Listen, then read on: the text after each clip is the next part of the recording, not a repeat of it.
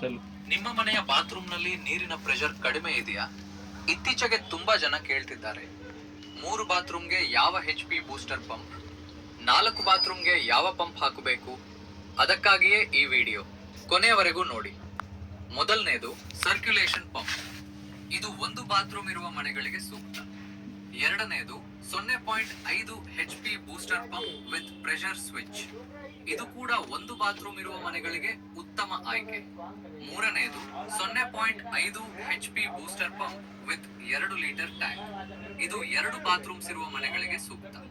ನಾಲ್ಕನೇದು 1 HP booster pump with 24 litre tank. ಇದು 3 ರಿಂದ 4 ಬಾತ್ರೂಮ್ಸ್ ಇರುವ ಮನೆಗಳಿಗೆ ಉತ್ತಮ ಆಯ್ಕೆ.